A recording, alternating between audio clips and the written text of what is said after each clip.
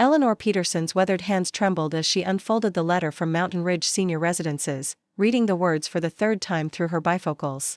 We regret to inform you that your application for the subsidized housing program has been denied due to space limitations. The paper felt like a death sentence in her grip, another door closing on her future. She set the letter on her kitchen table beside a half-empty mug of chamomile tea that had gone cold hours ago. Through the window, the vast Wyoming prairie stretched beneath a November sky heavy with impending snow, the Bighorn Mountains standing sentinel in the distance. Before we jump back in, tell us where you're tuning in from, and if this story touches you, make sure you're subscribed, because tomorrow, I've saved something extra special for you. This kitchen had been her sanctuary for 38 years. Its pine cabinets and worn countertops had witnessed decades of family meals, holiday gatherings, whispered confidences, and silent tears. Now it felt more like a prison than a home. Each familiar object a reminder of how quickly one could go from matriarch to burden. Eleanor's fingers moved unconsciously to the silver locket around her neck, the one Thomas had given her on their 30th anniversary. Inside was a faded photo of them standing before this very house when they'd first purchased it in 1985, young and brimming with dreams. Thomas had been gone 4 years now, his heart giving out suddenly one crisp autumn morning while checking fence lines on their small ranch. She'd carried on alone, maintaining their modest property through sheer determination and the stubborn independence that defined many Wyoming natives. But the fall 2 months ago had changed everything. A broken hip at 72 wasn't just an injury, it was a dividing line between self-sufficiency and dependence. The doctor's words still echoed in her mind, "You need assistance, Mrs. Peterson. Living alone on a remote property is no longer advisable." The phone call couldn't wait any longer. Eleanor had rehearsed what she would say during her painful physical therapy session that morning, practicing the words while forcing her body through exercises that left her breathless and aching. A simple, reasonable request from a mother to her daughter. She'd never been one to ask for help, had prided herself on her resilience after Thomas died. But now she had no choice. Eleanor pulled Margaret's business card from the wooden recipe box where she kept important papers, though she knew the number by heart. Chief Marketing Officer at Highline Technologies in Denver. Her daughter had climbed far from her humble Wyoming roots, had built an impressive career that Eleanor quietly bragged about to her few remaining friends at church. Her hand trembled slightly as she dialed. The tremor had started shortly after her fall, another betrayal by a body that had once been strong enough to help birth calves and repair fence posts alongside Thomas. The phone rang 4 times before Margaret's crisp, professional voice answered. "Margaret Williams. Maggie, it's Mom." The childhood nickname slipped out before Eleanor could catch herself. There was a pause, then a cooling in her daughter's tone. "Mother. Is everything all right?" The formality stung, as did the immediate assumption that a call from Eleanor meant trouble. When had that happened? When had she become someone who only called with problems? Once, she and Margaret had spoken daily, sharing the small triumphs and tribulations that made up their lives. But the distance had grown over the years, widening into a chasm neither seemed able to cross. "I'm fine," Eleanor said, though it wasn't entirely true. "I wanted to let you know that Mountain Ridge turned down my application for their subsidized units. I've been accepted at Whispering Pines in Sheridan, but it's a standard-rate facility." "I see." Margaret's voice was carefully neutral, the tone she probably used in corporate meetings when she didn't want to reveal her thoughts. Eleanor felt the first crack in her composure. She'd hoped for something more, concern, perhaps, or an offer to look into alternatives. "The thing is," she continued, forcing her voice to remain steady, "I need to be moved in by December 15th. There's a lot to sort through here, and with my hip still healing, I can't manage it alone. I was wondering if you might be able to come for a weekend." "I know it's a lot to ask, Mom, I can't." The interruption was swift and final. "Bradley and I both have year-end reports due, and Emily has her winter dance recital. Jason's got college applications to finish before the deadline. I literally don't have a free weekend until after the new year." Eleanor stared at the kitchen wall where Thomas's hand-carved elk antler clock still kept perfect time. She'd never moved it after he died, finding comfort in its familiar ticking. "I see. Look, can't you hire someone? There must be services for this sort of thing. I could send you some money if that's the issue." Money? As if that was what this was about. As if she'd called to ask for a loan instead of simply wanting her daughter to help her through one of the most difficult transitions of her life. "It's not about the money, Margaret." Eleanor's voice grew quieter. "Then what?" "Mom, I left Wyoming for a reason. I have responsibilities here, a life here. I can't just drop everything and come running every time. The words slipped out before she could temper them. "When have I ever asked you to come running?" There was a weighted pause. When Margaret spoke again, her voice carried an edge Eleanor recognized from her teenage years. You know what I mean. The ranch, the family legacy, all of it. I thought we were past this. Eleanor closed her eyes. She could picture her daughter.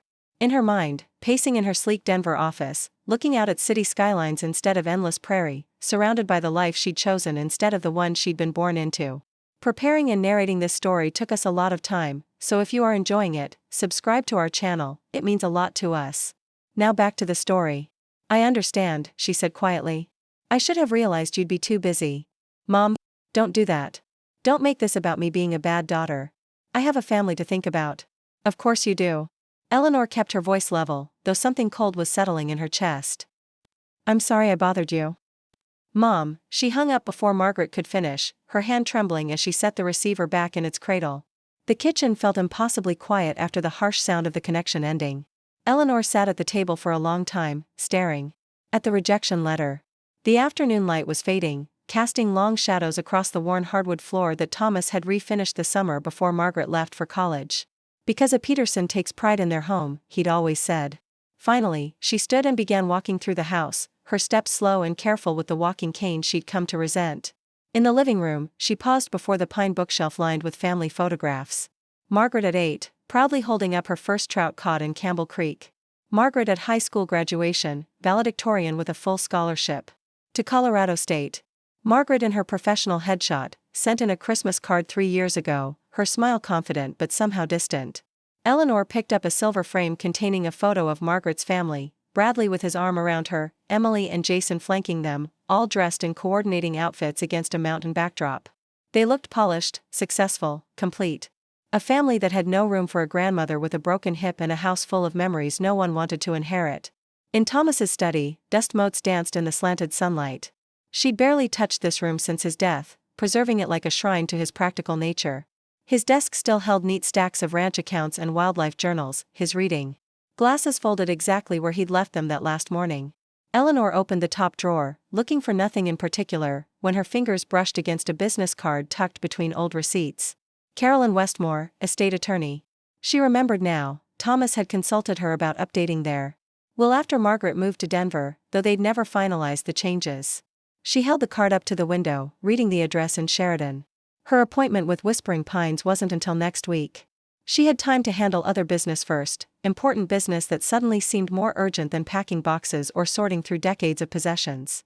Outside, the wind was picking up, rattling the windows and bending the branches of the old cottonwood tree Thomas had preserved when they built the house. That tree's been standing longer than this country's been a state, he told her. Got respect for things that endure. The tree had survived countless Wyoming winters, its roots deep in the rocky soil. But even the strongest trees eventually fell when their time came. Eleanor tucked the attorney's card into her sweater pocket and stood looking out at the land that had been her home for nearly 4 decades. Margaret had made her choice clear. She had responsibilities. A life that didn't include room for an aging mother who'd sacrificed her own dreams to create a stable home. Well, perhaps it was time she made some choices of her own. The phone silence seemed to mock her from the kitchen, but Eleanor found she no longer felt the urge to call anyone. The conversation she needed to have wasn't one that could be conducted over the phone. It required presence, intention, and the kind of decisive action that Thomas would have understood. Tomorrow, she would call Carolyn Westmore. Tonight, she would sit in this house full of memories and plan for a future that for the first time in decades would be entirely her own choosing. Eleanor's hand still rested on the attorney's card when the silence of the house pressed against her like a physical weight. The conversation with Margaret echoed in her mind, each word settling deeper into wounds that had never quite healed. She found herself walking toward the staircase, her hip protesting with each step as she made her slow ascent to the second floor. Margaret's bedroom waited at the end of the hallway, its door closed as it had been for 26 years. She pushed it open slowly, breathing in the stale air that still somehow carried traces of teenage dreams and discarded futures. The room remained exactly as Margaret had left it the day she departed for college. Her University of Colorado pennant hung on the wall above a desk once cluttered with AP textbooks and college brochures. The quilt, a blue and cream log cabin pattern that Eleanor had sewn herself, was pulled tight across the bed. Margaret had learned to make hospital corners from Thomas, one of the few father-daughter bonding rituals they'd managed to establish during those difficult teenage years. Eleanor sat carefully on the edge of the bed, mindful of her healing hip, and the memory came rushing back unbidden. I got in, Mom. Full scholarship. Margaret had burst through the kitchen door that April afternoon in 1997, acceptance letter. Clutched in her 17-year-old fist, face radiant with possibility. Eleanor remembered how her heart had both soared and sunk simultaneously, pride in her daughter's achievement warring with the knowledge of what Thomas's reaction would be. Colorado State's business program is ranked in the top 20 nationally. Margaret continued, breathless with excitement. Professor Larson said my essay was one of the best he'd ever read from a student. Eleanor had been canning preserves, her hands sticky with strawberry juice. That's wonderful, honey. Really wonderful. But even as she smiled, she could hear Thomas's truck pulling into the gravel driveway. Could sense the storm gathering. What's all the excitement about? Thomas had asked, stepping into the kitchen with that measured way he moved after long days working the property. Margaret got into college, Thomas. Colorado State, full scholarship. The silence that followed had been deafening. Thomas's weathered face had gone through a series of expressions: surprise, disappointment, and finally that hard mask he wore when discussing anything that threatened his vision of the family's future. Colorado, he'd said slowly. That's a long way from Wyoming. It's an incredible opportunity, Dad, Margaret had said, her voice already carrying a defensive edge. Their business program will set me up for an amazing career. Business. Thomas had repeated, as if the word tasted strange in his mouth. And what exactly do you plan to do with that degree?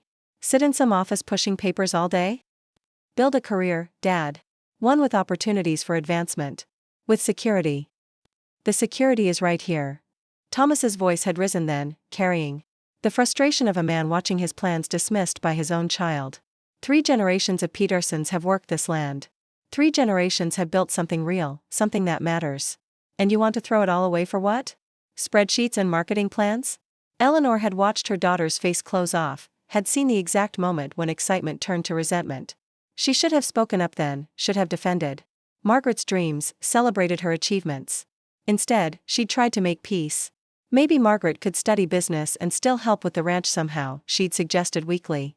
Modern ranching uses business skills too. We could use help with the books, with planning. Both of them had turned to look at her.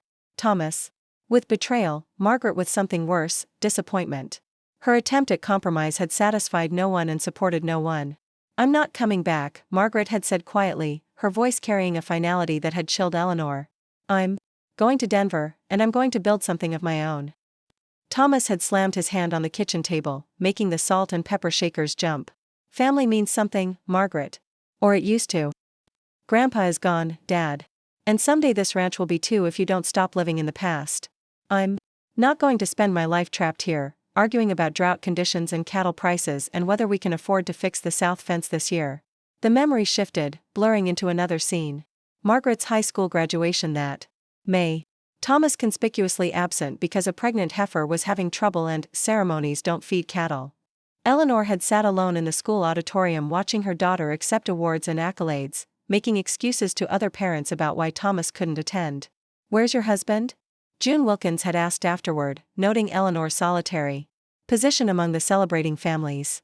Ranch work, Eleanor had replied, the lie coming easily after years of practice. You know how it is with calving season. But June's knowing look had suggested she understood exactly what kind of priorities kept a father from his daughter's graduation. The worst memory surfaced last. That final dinner before Margaret left for Colorado. The 3 of them sitting around the kitchen table that had hosted thousands of family meals. The silence so thick it felt toxic. Thomas eating methodically, jaw clenched. Margaret picking at her food, already gone in spirit. And Eleanor trying desperately to pretend that nothing was breaking apart. Your mother made your favorite, Thomas had said finally, gesturing toward the pot roast she'd spent hours preparing. Thanks, Mom, Margaret had replied quietly, but she'd barely touched it. When you're ready to come home, Thomas had continued, his voice carefully controlled, the ranch will be here. Family land stays in the family. Margaret had looked up then, meeting her father's eyes directly. What if I'm never ready? What if this isn't what I want? Then you'll have chosen strangers over family, and you'll live with that choice. Eleanor had watched her daughter push back from the table, watched her walk upstairs to finish packing, and she'd done nothing. Said nothing. The next morning, she'd driven Margaret to the regional airport in Sheridan. Both of them crying, but neither willing to acknowledge it. I'll call, Margaret had promised at the security checkpoint. We'll be here, she'd replied, though she'd already known that here meant something different to each of them. Now, sitting in her daughter's Preserved childhood room. Eleanor could see how every choice had led to this moment. Her attempts to keep peace had only created more conflict. Her silence had been interpreted as abandonment by Margaret and betrayal by Thomas. She'd tried to be a bridge between two stubborn people and had instead become a casualty of their war. She stood slowly, her joints protesting, and walked to Margaret's old desk. Her senior yearbook lay open to the page where students had written about their future plans. Margaret's entry read, "Plans to study business administration at Colorado State University and pursue a career in corporate marketing." Under "most likely to," someone had written, "Be the boss." Beside it, a photo showed her receiving the school's Academic Achievement Award. That girl had needed her mother to stand up for her, to celebrate her gifts instead of trying to diminish them for the sake of family peace. That girl had needed to know that her dreams mattered more than tradition, that love didn't require sacrifice of everything that made her unique. But she'd failed her. And now, 26 years later, Margaret had failed her in return. Eleanor closed the yearbook and walked back downstairs, Carolyn Westmore's business card still warm in her pocket. The late afternoon light was fading, casting the ranch house in deepening shadows. In a few hours, she'd make herself dinner in a kitchen that felt increasingly like a museum. She'd eat alone, as she had for 4 years since Thomas's death, as she suspected she would for whatever years remained to her. Margaret had her responsibilities, her life, her family that didn't include room for an aging mother. She'd made that clear today, just as she'd made clear 26 years ago that Wyoming held nothing for her. Well, perhaps Wyoming had nothing left to hold for Eleanor either. The lawyer's card seemed to pulse with possibility in her pocket as Eleanor walked through the house, touching familiar objects that would soon belong to strangers or charity shops. The grandfather clock Thomas's father had brought from Minnesota during the Great Depression. The cedar hope chest filled with quilts she'd made for each generation. The rocking chair where she'd nursed Margaret as a baby, singing her lullabies about mountain streams and prairie winds. All of it would be dispersed soon, scattered like seeds on barren ground. But unlike seeds, these memories wouldn't grow into anything new. They'd simply disappear, taking with them the last physical evidence that the Peterson family had ever meant anything beyond obligation and disappointment. Outside, the wind was picking up, and Eleanor could smell snow coming. Tomorrow she would call Carolyn Westmore and schedule an appointment. Tonight she would sit in this house full of ghosts and plan for a future that honored different values than the ones that had guided her for 72 years. Margaret had taught her something today, though she probably didn't realize it. She'd taught her that family loyalty was indeed a choice, and that the choice could go both ways. The snow Eleanor had smelled the night before arrived with Thursday's dawn, blanketing the ranch in pristine white that muffled the world in silence. She'd barely slept, Margaret's words echoing through the dark hours. "I have responsibilities. Here. A life here." As if Eleanor had never had responsibilities, never built a life worth considering. Carolyn Westmore's law office occupied the 3rd floor of a renovated historic building in downtown Sheridan, sandwiched between an accounting firm and an artisanal coffee shop that hadn't existed when Eleanor last visited the city. She climbed the stairs slowly, each step sending sharp reminders through her healing hip, her leather purse clutched tightly against her side. The waiting room smelled of fresh paint and new leather. Legal books lined the walls from floor to ceiling, their spines promising order and resolution in a world that felt increasingly chaotic. Eleanor had dressed carefully for this appointment, her good navy dress, the pearl earrings Thomas had given her for their 40th anniversary. Her silver hair arranged in the neat bun she'd worn to church for 5 decades. "Mrs. Peterson?" A young receptionist with kind eyes looked up from her computer. "Ms. Westmore will see you now." Carolyn Westmore had aged since Eleanor had last seen her, her hair now completely silver, her face carrying the settled lines of a woman who'd guided families through their most difficult decisions for over 30 years. She rose from behind a massive oak desk as Eleanor entered, extending a warm handshake. "Eleanor, it's been too long. Please, sit down. Can Leslie get you some tea?" "No, thank you." Eleanor settled into the leather chair across from the desk, noticing how it made her feel small, diminished. "I appreciate you seeing me on such short notice." "Of course. Your message said you needed to update your estate planning." She pulled a thick file from her cabinet, Thomas's name visible on the tab. "I have to say, I was surprised to hear from you. Last time we spoke, you and Thomas seemed satisfied with the existing arrangements." Eleanor's hands folded in her lap, fingers worrying the clasp of her purse. "Things have changed." Carolyn opened the file, scanning pages of legal documents. That represented 38 years of careful planning. "I see here that after Thomas's passing, the ranch and all assets transferred to you, with everything ultimately designated for your daughter, Margaret, except for a small bequest to your church." "That's correct." The words felt strange in her mouth now, like describing someone else's life. I need that changed. Something in her tone made Carolyn look up sharply. She'd built her practice on reading between the lines of family dynamics, understanding the unspoken wounds that drove people to make irreversible decisions. I see. May I ask what's prompted this change? Eleanor had rehearsed this moment during the sleepless hours before dawn. But now, sitting in this elegant office surrounded by the machinery of legal finality, the words came harder than expected. My daughter has made it clear that she has no interest in maintaining any connection to her family or her heritage. Yesterday, I asked her for help with my move to assisted living. She refused. She paused, steadying her voice. It wasn't the first time she's made her priorities clear, but it will be the last time I allow them to hurt me. Carolyn set down her pen, leaning back in her chair. Eleanor, family disputes can be complicated. Sometimes a cooling-off period. This isn't a dispute, Ms. Westmore. This is 26 years of indifference. The steel in her voice surprised them both. Margaret left Wyoming the day after high school graduation and has returned exactly twice since. Thomas's funeral, where she stayed one day and spent most of that time on work calls. And a brief visit 3 years ago that lasted less than 5 hours because she had a conference call she couldn't miss. Carolyn made notes as she spoke, her expression carefully neutral. And you're certain this is the decision you want to make? I've never been more certain of anything. Eleanor opened her purse and withdrew a folded piece of paper. I want Margaret's inheritance, all of it, including the proceeds from the ranch sale, donated to the Wyoming Wildlife Conservation Trust. The number hung in the air between them. Carolyn's eyebrows rose slightly. With land values what they were, the Peterson ranch would likely sell for close to $850,000, enough money to change a family's trajectory or, in this case, to make a substantial impact on wildlife conservation. That's a significant charitable donation. Eleanor, the tax implications alone, I don't care about taxes. She unfolded the paper, revealing a printed article about the trust's work protecting migration corridors for pronghorn antelope. These animals have traversed Wyoming for thousands of years. They deserve protection and respect. Margaret has made it clear she doesn't need anything from me. So perhaps this money can go to preserving something that actually matters. Carolyn studied the article, then looked back at Eleanor's face. In 30 years of practice, she'd seen anger, spite, genuine philanthropy, and everything in between. Eleanor Peterson's expression held something more complex, hurt transformed into purpose. Have you discussed this decision with Margaret? Given her an opportunity to understand the consequences? Ms. Westmore, I spent 26 years giving Margaret opportunities. I gave her opportunities to maintain a relationship with her father before Thomas died. I gave her opportunities to visit, to call, to show any interest in the family that raised her. Yesterday, I gave her an opportunity to show that I matter enough to her to warrant one weekend of her time. Her voice remained steady, but her knuckles were white where they gripped her purse. She declined them all. Carolyn made more notes, her legal mind already calculating the ramifications. This decision, it's permanent, Eleanor. Once the documents are signed and witnessed, there's no easy way to reverse it. Good. The word came out sharper than she'd intended. Margaret has spent 2 decades making permanent decisions about this family.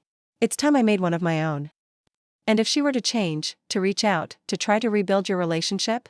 Eleanor was quiet for a long moment, staring out the office window at the snow-covered street below, where ordinary people went about their ordinary lives, unaware that families could shatter as easily as dropping a china cup.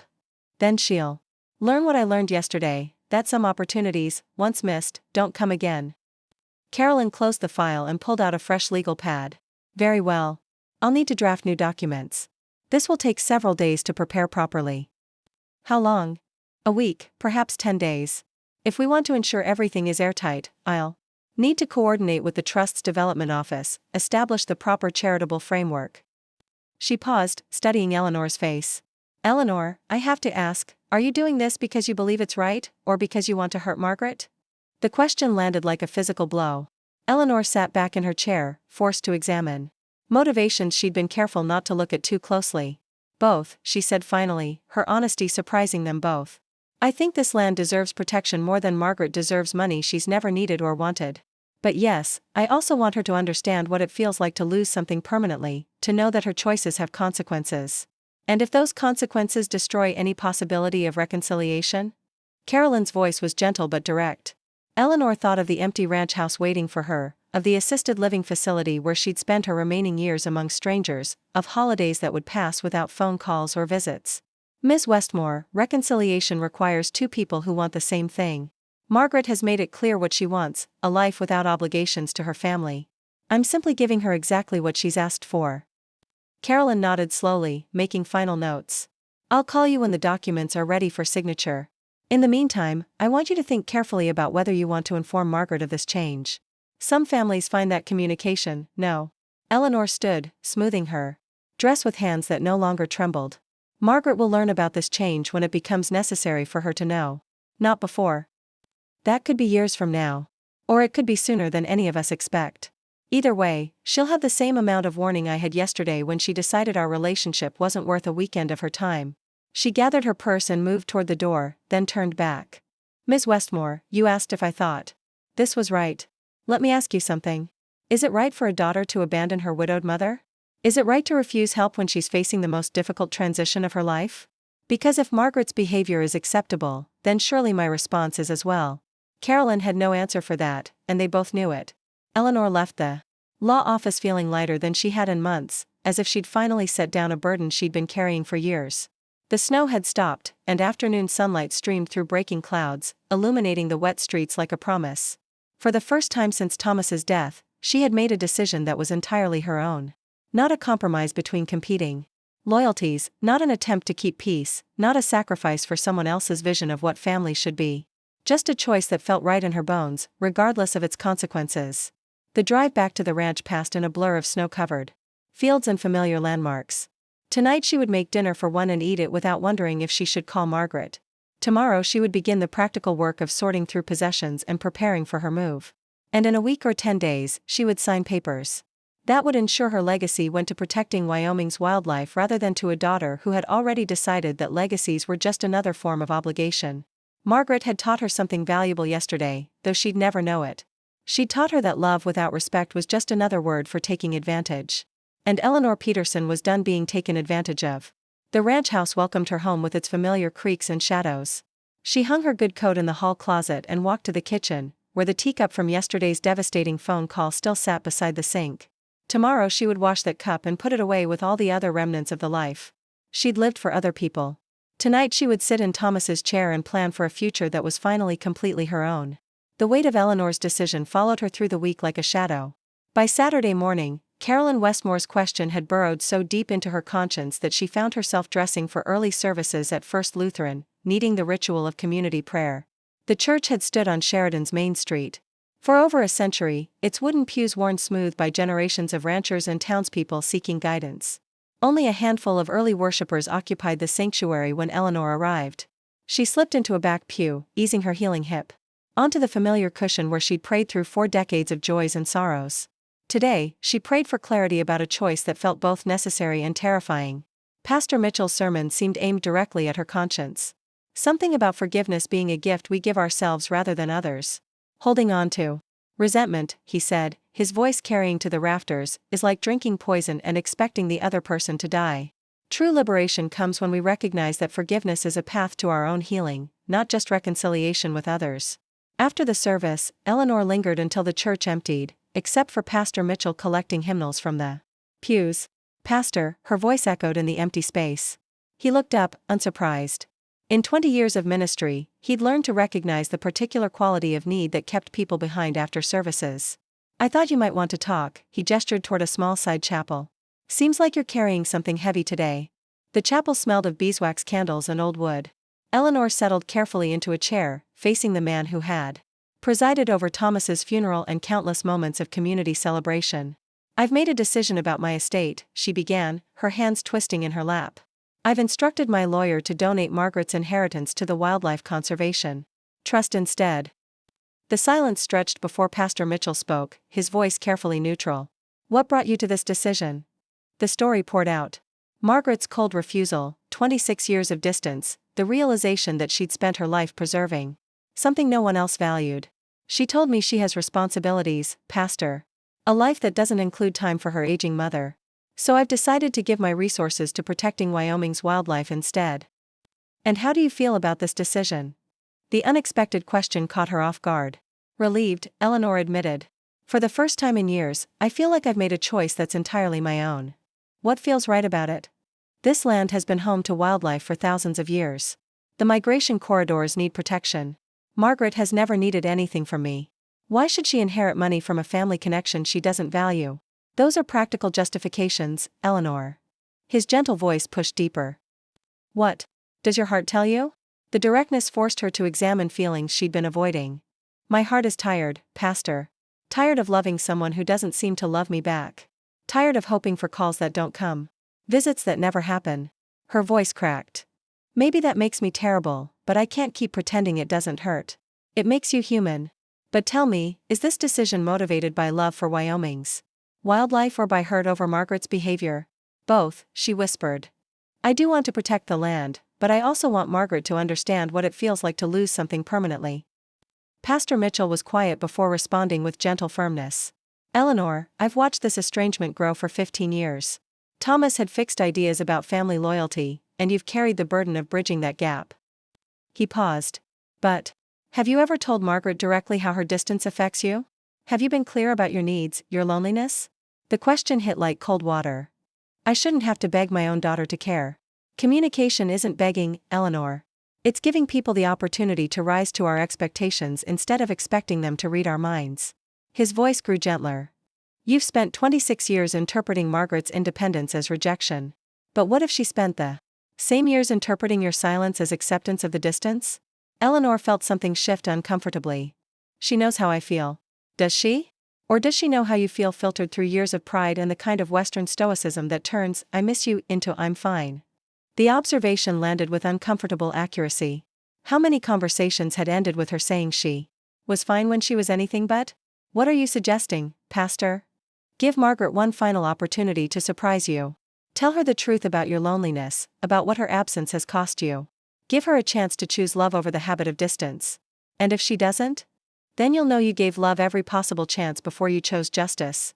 And justice without the offer of mercy, Eleanor, that's just revenge wearing a prettier name. The words challenged everything she'd told herself. Pastor Mitchell continued, the Wildlife Trust is worthy, and your desire to protect Wyoming's natural heritage is genuine. But if your primary motivation is punishing Margaret, then you're using those animals as weapons in a family war. Eleanor sat quietly, wrestling with truths she didn't want to acknowledge. What would you have me do? Give Margaret one more chance. Not to help you move, but to understand what she means to you and what her absence has caused. Tell her about your decision if you want, but give her the opportunity to change course before it becomes permanent. And if she refuses? Then you'll know you offered love one final time before you chose justice. You can proceed knowing you honored both your own needs and her right to choose freely. Leaving the church, Eleanor felt less certain than she had in days. The clear anger that had driven her to the lawyer's office had been complicated by questions she wasn't sure she wanted to answer. Pastor Mitchell's challenge echoed in her mind. Give love every possible chance before you choose justice. The question was whether she had the courage to tear down walls she'd spent decades building, and whether Margaret would recognize bridge building for what it was, or see it as another attempt to pull her back into obligations she'd rejected. Either way, she owed it to both of them to find out. The decision could wait a little longer, but the conversation she'd been avoiding for 26 years could not. Sunday afternoon found Eleanor driving the familiar road to June Wilkins's small horse property outside of town. Pastor Mitchell's words still echoing in her mind. The November sun filtered through bare cottonwood branches, casting shifting shadows across the dashboard as she rehearsed what she planned to tell her oldest friend. June would understand. June always understood. The Wilkins place sat like a postcard from another era, a modest ranch house with a wraparound porch, 2 quarter horses grazing in a side pasture. Since losing her husband to cancer 10 years ago, June had maintained the property herself, refusing her children's suggestions to downsize. Eleanor found June in her kitchen, as expected, kneading bread dough with the same methodical precision she'd applied to breaking horses for 4 decades. At 75, June moved with the careful economy of someone whose joints protested. But whose will remained unbroken. Thought you might show up today, June said without looking up from her work. You had that look at church yesterday. The one that means you're chewing on something too big to swallow alone. Eleanor settled into her usual chair at June's kitchen table. The one that faced the window overlooking the barn where June's son Trevor had once trained rodeo horses. Before the drinking, before the string of jobs that never lasted, before June had learned the particular heartbreak of loving an adult child who couldn't seem to find his way. Coffee's fresh, June continued, nodding toward the pot. And before you ask, no, I haven't heard from Trevor this week, but I figure no news is good news at this point. Eleanor poured herself coffee from the familiar blue pot, noting how June's hands never paused in their work despite the pain she knew arthritis caused her friend. I made a decision this week, June. About Margaret's inheritance. Finally cut her out, did you? June's voice carried no surprise, only the weary recognition of someone who'd watched the Peterson family dynamics with growing concern for years. I'm donating it all to the Wildlife Conservation Trust. $850,000, give or take, depending on what the ranch sells for. June did pause then, looking up from her bread dough with raised eyebrows. That's a considerable sum, Eleanor. And a considerable statement. It feels right. Eleanor wrapped her hands around the warm coffee mug, seeking comfort in its familiar weight. Those migration corridors need protection. Margaret has made it clear she doesn't need anything from me. June resumed kneading, but her movements had grown more deliberate.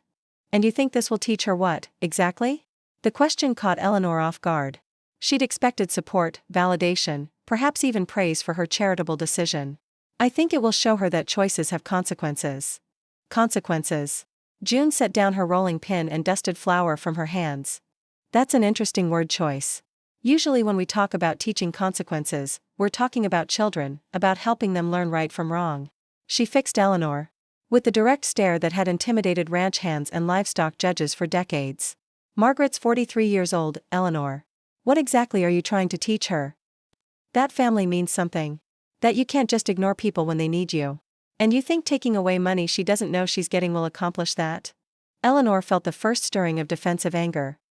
She refused to help me, June. When I asked for one weekend of her time, she told me she was too busy. Too busy for her own mother. June moved to the sink, washing her hands with deliberate care. And that hurt you? Of course it hurt me. So you decided to hurt her back. The words landed like a slap. It's not about hurting her. It's about doing something meaningful with money that would otherwise go to someone who doesn't appreciate it. June dried her hands and turned to face Eleanor fully. Honey, I've known you for 40 years. I've watched you navigate Thomas's stubborn pride and Margaret's equally stubborn independence. I've seen you try to keep peace between two people who were too much alike to ever understand each other. She pulled out the chair across from Eleanor and sat down heavily. But this isn't about conservation, and we both know it. The Wildlife Trust is a worthy cause that deserves support. But if you wanted to help protect migration corridors, you could have donated part of your estate, or set up a memorial fund in Thomas's name, or any number of things that didn't involve punishing your daughter. June's voice grew gentler without losing its edge. This is about making Margaret pay for 26 years of disappointing you. Eleanor stared into her coffee, seeing her own reflection distorted in the dark surface. Maybe she deserves to be disappointed for once. Maybe she does. But tell me something, Eleanor. In all those years of Margaret disappointing you, how many times did you tell her what you actually needed from her? The question echoed Pastor Mitchell's challenge from the day before. A mother shouldn't have to spell out that she wants a relationship with her daughter. Shouldn't have to, no. But sometimes we do anyway. June leaned forward, her voice taking on the patient tone she'd used when teaching Sunday school for 30 years. My Trevor's been breaking my heart for 20 years now. Lost jobs, broken promises, that awful period when he was living in his truck because he'd spent his rent money on whiskey. Eleanor had watched June navigate Trevor's struggles with a grace she'd always admired and never understood. But you know what I learned? Every time I expected Trevor to read my mind, to know what I needed without me saying it, we both ended up disappointed. It wasn't until I started being direct, telling him exactly what I could and couldn't accept, what I needed from him to maintain a relationship, that things started to change. And did they change? June smiled sadly. Some. Trevor's been sober 14 months now. Works over at Henderson's Hardware, has a little apartment above the shop. Calls every Sunday whether he wants to or not. She shrugged. Is it the relationship I dreamed of when he was little? No. But it's honest, and it's based on what we can actually give each other instead of what we think we should give each other. She reached across the table and covered Eleanor's hand with her own. When's the last time you told Margaret you missed her? Not that you were fine. Not that you understood how busy she was. But that you missed her and wanted more contact. With her and her family? Eleanor thought back through years of careful conversations, of swallowed complaints and diplomatic silences. I can't remember. And when's the last time you asked her directly for what you needed instead of hoping she'd offer it? Friday, when I asked her to help with the move. That was the first time? The realization hit like cold water. In 26 years of careful distance, she'd never once simply said, I'm lonely. I miss you. I want to know my grandchildren. I need to feel like I matter to you. Maybe, June continued gently, Margaret's been interpreting your politeness as acceptance. Maybe she thinks you're genuinely fine with the distance because you've never told her you weren't. She should know. Should is a dangerous word, honey. People should do lots of things, but they can only do what they know how to do. And sometimes we have to teach them what we need. June stood and returned to her bread, giving Eleanor space to process. I'm not saying Margaret's been a perfect daughter. But I am saying that before you make a decision you can't undo, you might consider whether you've given her a fair chance to be the daughter you actually need. Eleanor sat in June's kitchen for another hour, watching her friend work and thinking about the difference between consequences and punishment, between justice and revenge. When she finally left, June walked her to the car. Whatever you decide, Eleanor, make sure it's coming from love, not hurt. The Wildlife Trust deserves better than being used as a weapon. And so do you. Driving home as the sun set over familiar fields, Eleanor found herself questioning everything she'd been so certain about just days before. Maybe June was right. Maybe she'd spent so many years protecting herself from disappointment that she'd forgotten how to ask for what she actually wanted. The question was whether she had the courage to try one more time, and whether Margaret would recognize the difference between obligation and invitation when she offered it. 3 time zones away, Margaret Williams's phone buzzed with a meeting reminder as she navigated Denver's Monday morning traffic. The call with her mother on Friday had left her unsettled in ways she couldn't quite articulate, the familiar guilt of their conversations mixing with an anger she'd thought she'd resolved years ago. Her office occupied the 18th floor of a glass tower overlooking the Rocky Mountains, a far cry from the endless prairie of her childhood. Margaret had built this life deliberately. Clean lines, clear expectations, measurable outcomes. Nothing like the emotional minefield that Wyoming had always represented. Margaret, the Thornton account team is waiting in the conference room, called her assistant as she settled at her desk. The quarterly marketing review would consume most of her morning, followed by Emily's dance rehearsal at 4 and Jason's college counselor meeting at 6, the kind of structured, predictable schedule that kept her small family running smoothly. But throughout the morning meetings, her mother's voice kept echoing. I need help with the move. The careful control in her tone, the way she'd said, I see, when Margaret refused. She'd heard that particular brand of disappointed acceptance her entire life, and it never failed to trigger the defensive anger that had carried her out of Wyoming at 18. During lunch break, she called Bradley from her office, needing to process the conversation she couldn't quite shake. She asked you to help her move, and you said no. Bradley's voice carried that particular note of disbelief he reserved for her family-related decisions. I told you, Bradley, I can't just drop everything and fly to Wyoming every time she calls. We have responsibilities here. Margaret. She's 72 years old, just broke her hip, and is moving to assisted living. That's not every time she calls. That's a major life transition.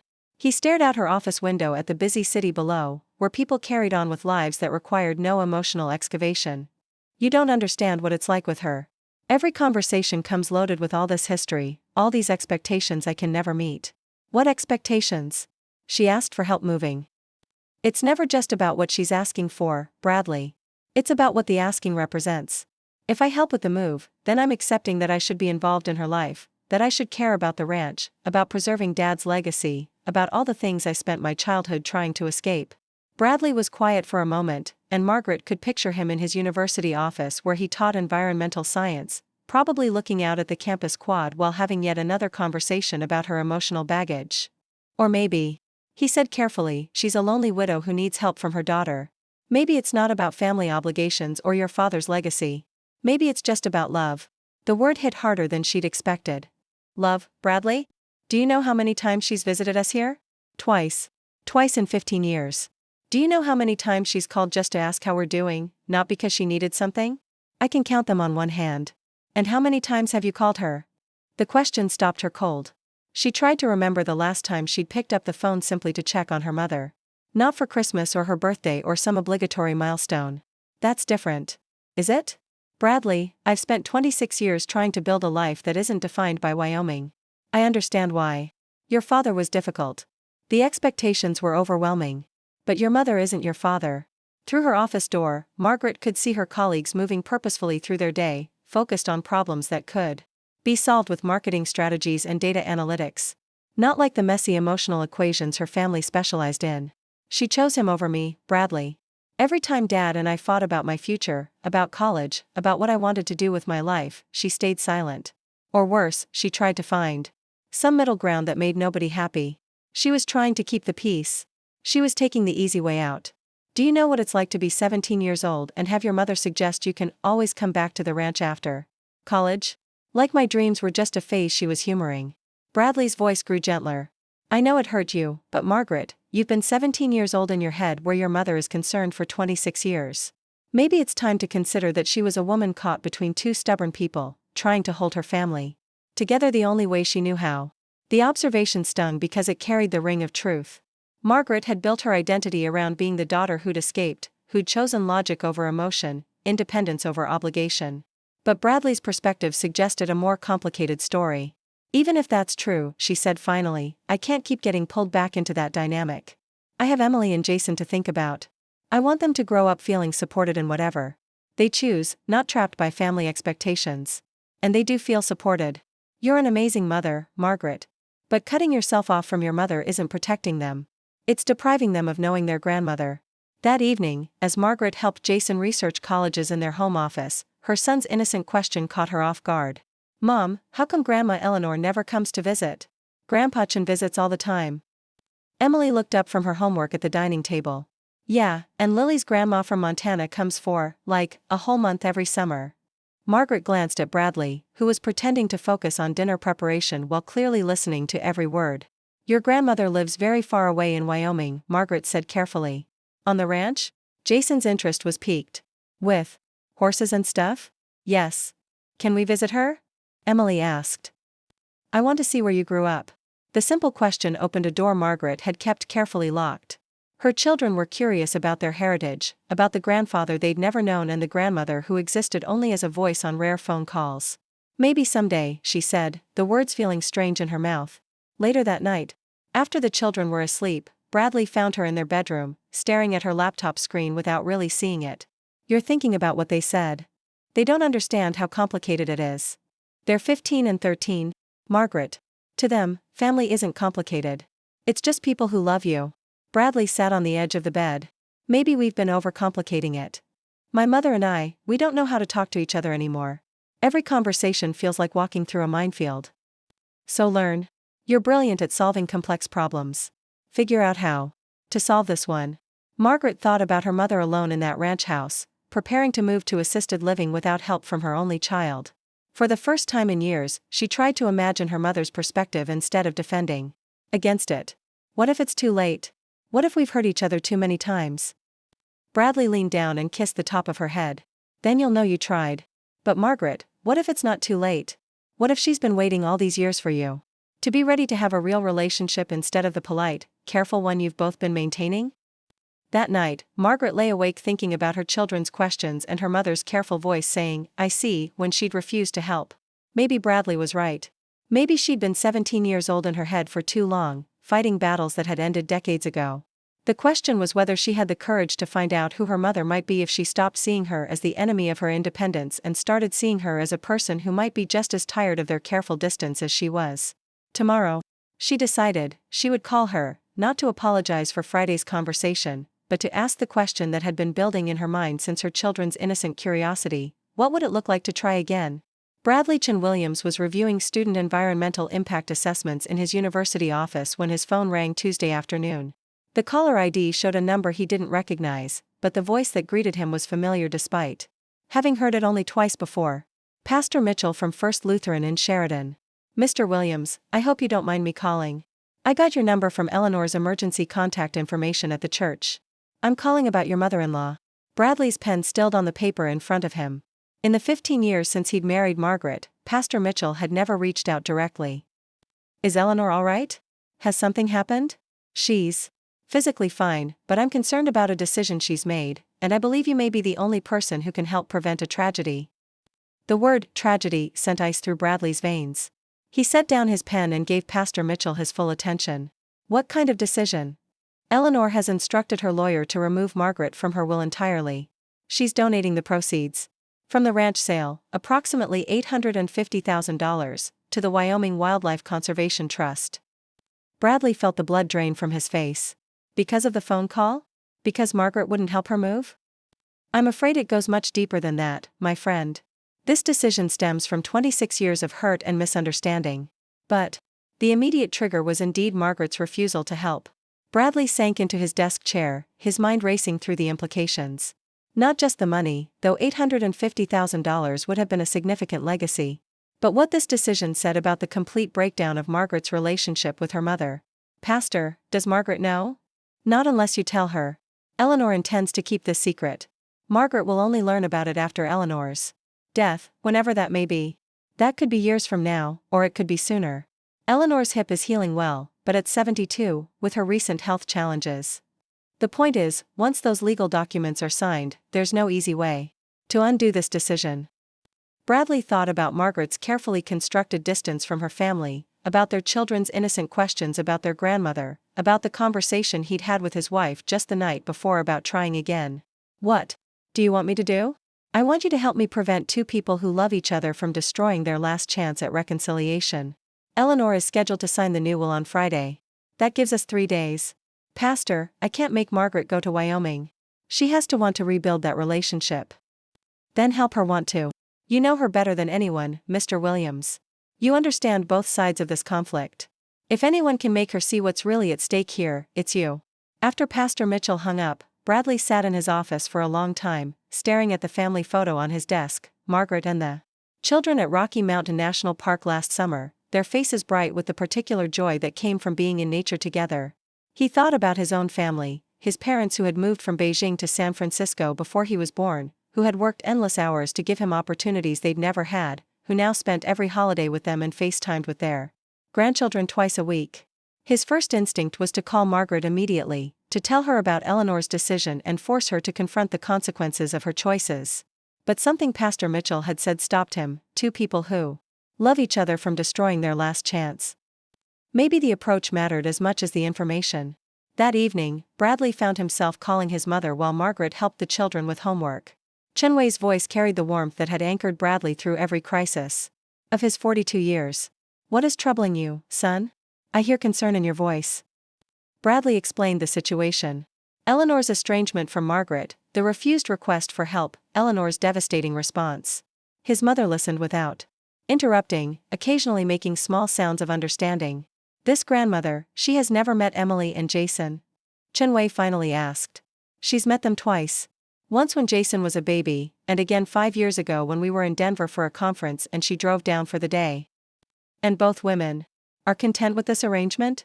Bradley thought about Margaret's defensive anger whenever Wyoming was mentioned, about the careful politeness in Eleanor's voice during their rare interactions. I don't think either of them is content. I think they're both hurt and proud and don't know how to bridge the gap. Then perhaps, Chen Wei said gently, they need someone to build the bridge for them. What do you mean? In our family? When people are too stubborn to apologize, sometimes the children or grandchildren must create the opportunity for healing. Not by forcing it, but by making it possible. The conversation with his mother crystallized something Bradley had been feeling for years, the tragedy of Emily and Jason growing up without knowing half their heritage, without the wisdom and stories that grandparents could provide. Wednesday morning, Bradley made a decision that surprised even him. Instead of confronting Margaret immediately, he requested a personal day and drove to the airport where he purchased a ticket for the next flight to Sheridan. By afternoon, he was in a rental car, driving through the Wyoming countryside toward a confrontation he'd been avoiding for 15 years. The Peterson ranch looked exactly as he remembered from his few visits, weathered but dignified, surrounded by rolling prairie that stretched to distant mountains. Bradley sat in the car for several minutes, gathering his courage. He'd practiced what he wanted to say during the flight, but now that he was here, the words felt inadequate. Eleanor answered the door wearing a faded cardigan, leaning on her cane, surprise widening her eyes. Bradley? What are you doing here? I came to talk to you about Margaret and about your will. Eleanor's face went carefully neutral. I don't know what you mean. Pastor Mitchell called me. He's worried about you, and frankly, so am I. For a moment, Bradley thought Eleanor might deny everything and send him away. Instead, her shoulders sagged slightly, and she stepped aside to let him enter. The ranch house felt like a museum of Margaret's childhood, photos on every surface, books and trophies still displayed in the living room, the sense of a life carefully preserved for someone who never returned. They sat in the kitchen where Eleanor had received Margaret's devastating phone call, and Bradley found himself looking at this woman with fresh eyes, not as Margaret's distant mother, but as a lonely widow facing one of life's major transitions. Without support from her only child. Pastor Mitchell shouldn't have called you, Eleanor said finally. I'm glad he did. Bradley leaned forward. Eleanor, I need you to help me understand something. Do you want a relationship with Margaret and the children, or have you given up on that possibility? The directness of the question seemed to catch Eleanor off guard. Of course I want a relationship with them. They're my family. Then why are you making a decision that will ensure that never happens? Eleanor's hands twisted in her lap. Margaret has made her priorities clear. She has a life that doesn't include room for her mother. Has she told you that directly? She didn't need to. Her actions speak loud enough. Bradley drew on years of experience mediating departmental conflicts at the university. Eleanor, I work with young people every day. I've learned that what people do and what they mean are often two different things. Margaret refuses to come to Wyoming, not because she doesn't love you, but because she doesn't know how to love you without feeling like she's betraying herself. I don't understand. She spent her childhood feeling like she had to choose between having your approval and having her own life. She's been protecting herself from that choice for 26 years. But protection and rejection aren't the same thing. Bradley pulled out his phone and showed Eleanor a video from last weekend, Emily and Jason in their backyard, discussing a school project about family heritage, their innocent curiosity about the ranch where their mother grew up. They want to know you, Bradley said softly. And Margaret has been talking about trying again, about figuring out how to have a real relationship instead of the careful, polite one you've both been maintaining. Eleanor watched the video twice, tears gathering in her eyes. They're so grown up. Emily has Margaret's determination. And Jason has your eyes, I've seen it in the old photos. But Margaret said she was too busy to help you move. She didn't say she was too busy to love you. Bradley leaned closer. There's a difference, Eleanor. Maybe it's time someone helped both of you see that difference. They talked for 2 hours, and slowly Bradley began to understand the depth of miscommunication that had created this chasm. Eleanor's attempts to keep peace had been interpreted as betrayal. Margaret's need for independence had been seen as rejection. Both of them had been speaking different languages while thinking they were having the same conversation. What would you need from Margaret to feel like she cared about you? Bradley asked finally. I just want to feel like I matter to her, like our family history means something. I don't need her to move back to Wyoming or take over the ranch. I just need to know that she values what we shared, what we built together. And have you ever told her that? Eleanor was quiet for a long moment. I've been waiting for her to show me that she cares. I thought if I waited long enough, she'd realize what she was missing. And she's been waiting for you to accept her choices without trying to change her back into the daughter you think you want. The realization hung between them like a revelation. Bradley pulled out his phone again. I'm going to call Margaret. I'm going to tell her that I'm here and that you have something important to tell her. Not about the will, not yet, but about what you actually need from her. Are you willing to try one more conversation, but this time with complete honesty? Instead of careful politeness? Eleanor looked around her kitchen at the phone where Friday's devastating conversation had taken place, at the assistant's living brochure still sitting on the counter. What if she says no? What if she doesn't want to hear it? Then you'll know you tried everything before you made your final decision. But Eleanor, what if she says yes? What if she's been waiting her whole adult life for permission to love you without strings attached? The possibility hung in the air between them like a fragile hope. Bradley waited while Eleanor wrestled with 26 years of hurt and pride and the terrifying prospect of vulnerability. Finally, Eleanor nodded. Make the call. Bradley dialed Margaret's number with steady fingers while Eleanor sat across from him, hands clasped tightly in her lap. The late afternoon sun streamed through the kitchen windows, illuminating dust motes that danced in the air like suspended possibilities. Bradley? Where are you? I've been calling your office. I'm in Wyoming, Margaret. I'm sitting in your mother's kitchen. The silence that followed stretched so long that Bradley wondered if the call had dropped. When Margaret finally spoke, her voice carried a mixture of confusion and barely controlled anger. What the hell are you doing there? Something's happening that you need to know about. Your mother has made a decision that will affect all of us, but especially Emily and Jason. If this is about the move, I already told her. Margaret, stop. Just stop and listen to me. Bradley's voice carried the authority he used in faculty meetings when emotions threatened to derail progress. Your mother is sitting right here, and she has something she needs to tell you. Something she should have said 26 years ago. Bradley, I don't want to do this. I don't want another conversation full of guilt and obligation.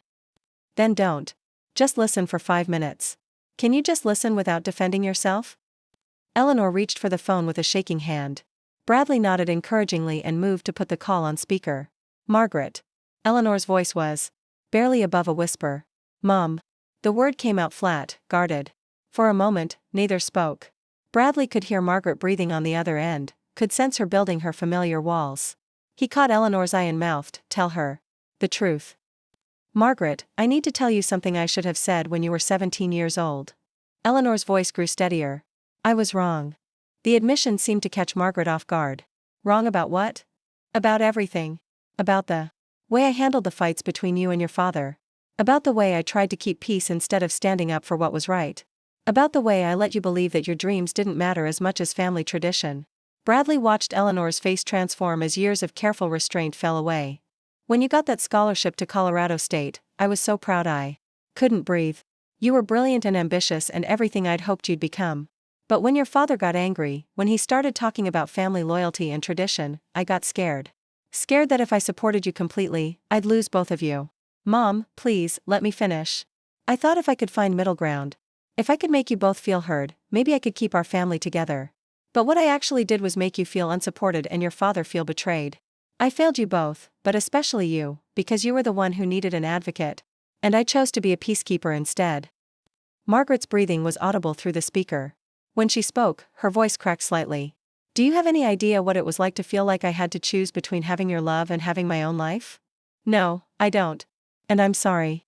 I'm so deeply sorry that I made you feel that way." The simple apology seemed to unlock something in Margaret. "I've spent 26 years being angry about that. About feeling like you chose Dad's vision over my reality. I did choose that. And it was wrong." Eleanor wiped tears from her cheeks. "Margaret, I need you to know that I never wanted you to sacrifice your dreams for the ranch. I wanted you to be happy, to build a life that fulfilled you. I was just too scared to say it out loud." "Then why didn't you ever tell me that? Why did every conversation feel like you were disappointed in the choices I'd made?" Eleanor looked at Bradley, who nodded encouragingly. "Because I was protecting myself. Every time you didn't call, every time you kept your distance, it hurt. So I built walls around that hurt and pretended I was fine with the way things were. I told myself that if you really loved me, you'd make more effort. But the truth is, I was too proud and too scared to tell you what I actually needed." "What did you need?" The question hung in the air, simple and devastating in its directness. "I needed to feel like I mattered to you, like our family meant something to you, even if you chose a different path. I didn't need you to move back to Wyoming or take over the ranch. I just needed to know that I was more than an obligation to you." Margaret was quiet for a long time. When she spoke, her voice was soft. "You were never just an obligation, Mom. You were this impossible standard I could never meet. Every conversation felt like a test I was failing." "What kind of test?" "The test of being a good daughter. Of caring enough, calling enough, visiting enough. I felt like no matter what I did, it wasn't what you really wanted from me." Bradley watched Eleanor process this revelation, that her careful politeness had been interpreted as disappointment, that her attempts to hide her needs had made Margaret feel inadequate. "What did you think I wanted from you?" Eleanor asked. "I thought you wanted me to be Dad, to value the ranch the way he did, to see Wyoming as home the way he did. And when I couldn't be that person, I thought you saw me as a disappointment." "Oh, Margaret." Eleanor's voice broke. "I never wanted you to be your father. I wanted you to be yourself. I was proud of everything you built in Denver. Proud of your career, proud of the family you created with Bradley. I just didn't know how to tell you that without it sounding like I was trying to manipulate you into visiting more." The conversation that followed was 26 years in the making. Painful, honest, and necessary. Margaret talked about feeling trapped by expectations she'd never understood. Eleanor admitted to years of loneliness and the mistake of expecting Margaret to read her mind instead of expressing her needs directly.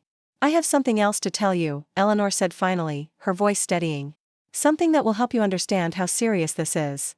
She told Margaret about the will, about the decision to donate her inheritance, about the lawyer's appointment scheduled for Friday. Margaret's silence grew heavy as she processed the magnitude of what had almost happened. "You were going to disinherit me without telling me.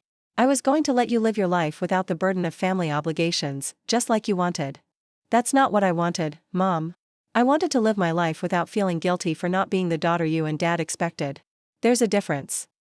Bradley watched understanding dawn on both their faces, the recognition that they'd been fighting a war based on misunderstandings, that their careful distance had protected them from nothing while costing them everything.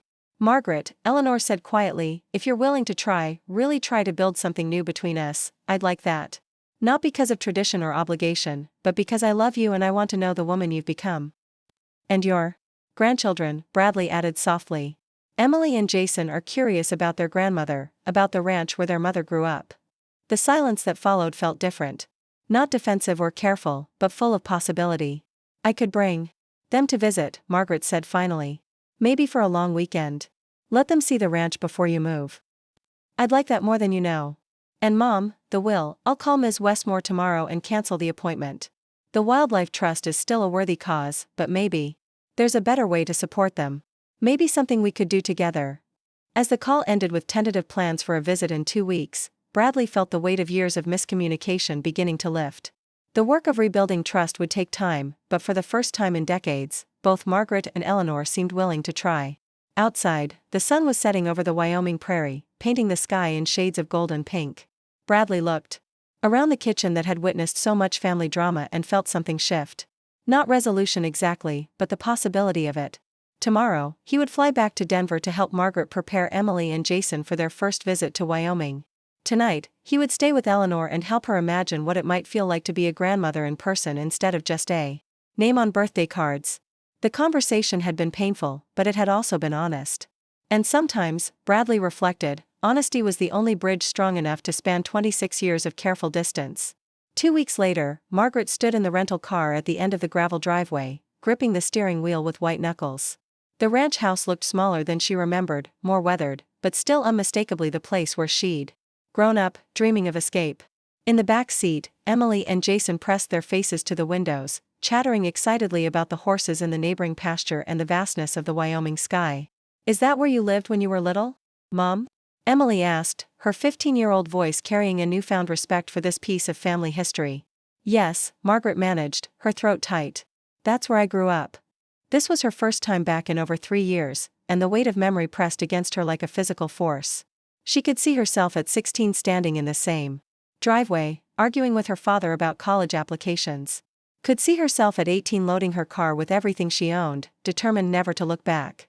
Mom, you're squeezing the steering wheel really hard, Jason observed with 13-year-old directness. Are you nervous? Bradley reached over and covered her hand with his. It's okay to be nervous. This is a big step for all of us. The front door opened before they could get out of the car, and Eleanor appeared on the porch. She dressed carefully for this reunion, her good blue dress visible beneath a cardigan, her silver hair freshly styled. But Margaret could see the uncertainty in her posture, the way she leaned on her cane, the tentative smile that didn't quite reach her eyes. Emily was out of the car first, her natural confidence overcoming any shyness. Are you our grandmother? Mom said you have horses. The simple, direct question seemed to break something open in Eleanor's carefully composed expression. I am your grandmother. And my neighbor Mr. Larson has horses. Would you like to meet them? Jason scrambled out next, immediately fascinated by the old barn and the wide expanse of prairie stretching behind it. This is so cool. Can we explore everything? Margaret climbed out slowly, her legs unsteady. For a moment, she and her mother simply looked at each other across the distance that had defined their relationship for so long. Eleanor looked older than she'd expected, more fragile, and Margaret felt a stab of guilt at how much time had passed since she'd really seen her. Hello, Margaret. Hi, Mom. The greeting was awkward, formal, but underneath it lay the groundwork they'd begun during that devastating phone conversation 2 weeks ago. They'd talked twice more since then, careful conversations about practical matters like sleeping arrangements and what the children might like to do. But this moment, standing face to face for the first time in years, carried the weight of everything they'd left unsaid. Bradley stepped forward, breaking the tension. The kids had been talking about this visit nonstop. Jason's been researching Wyoming wildlife for his science class. As if on cue, Jason asked, is it true that pronghorn antelope can run almost 60 miles per hour? That's faster than a cheetah can maintain. That made Eleanor laugh, the first genuine laugh Margaret had heard from her in years. That's right. And if we're lucky, we might see some on the north pasture tomorrow morning. The first hour passed in a whirlwind of ranch exploration. Eleanor showed Emily and Jason the barn, the old corral where Margaret had learned to ride, the cottonwood tree with the rope swing that still hung from a massive branch. The children's excitement was infectious, and Margaret found herself relaxing, despite her best efforts to maintain her guard. Mom, look, Emily called from the rope swing. Did you used to swing on this? Every day after school, Eleanor answered before Margaret could respond. She used to pretend she was flying over the mountains. Margaret felt heat creep up her neck. Mom, and when she was Jason's age, she fell off and sprained her wrist. Cried for 5 minutes, but the next day, she was right back up there. Jason's eyes went wide. You hurt yourself, Mom? Were you scared to try again? A little, Margaret admitted, surprised to find herself smiling at the memory. But your grandmother is right. I was back on that swing as soon as the doctor said it was okay. They moved through the afternoon like that, tentative moments of connection interspersed with awkward silences, the children serving as unwitting ambassadors between two adults who were learning how to be family again. It was during dinner, sitting around the kitchen table where so many family dramas had played out, that the real conversation began. Jason was telling a story about his robotics club when he paused, fork halfway to his mouth. Grandma Eleanor, why don't you live near us like Grandma and Grandpa Chan do? The innocent question landed like a stone in still water. Margaret felt her defensive walls start to rise, but Eleanor's response surprised her. Because your mother and I had some disagreements when she was younger, and we both made mistakes that kept us apart. What kind of mistakes? Emily asked with characteristic directness. Margaret and Eleanor looked at each other across the table, and Margaret saw something in her mother's eyes she'd never noticed before, not judgment or disappointment, but genuine regret. I made the mistake of not listening to what your mother really needed, Eleanor said slowly. And your mother made the mistake of thinking I didn't love her exactly as she was. But you do love her, right? Jason's question was matter-of-fact. But it hit Margaret like a physical blow. More than anything, Eleanor said quietly, her eyes never leaving Margaret's face. I've loved her every single day, even when we weren't talking to each other. The simple declaration hung in the air. Margaret felt her carefully constructed defenses crumbling, years of hurt and anger giving way to something she'd been afraid to feel.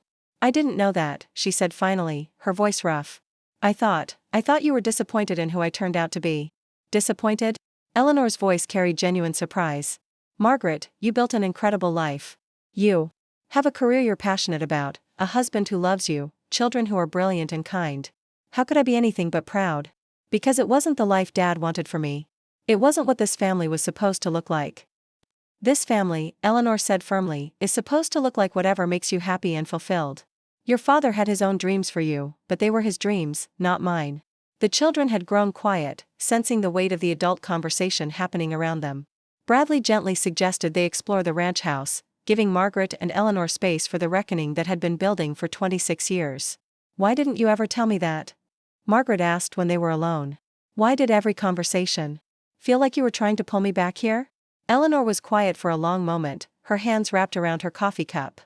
Because I was lonely and I was scared. Your father died and you were the only family I had left and you felt so far away. Every time we talked, I wanted to ask you to visit more, to call more, to be more present in my life. But I was afraid that asking would drive you further away. So instead, you said nothing and hoped I'd figure it out on my own.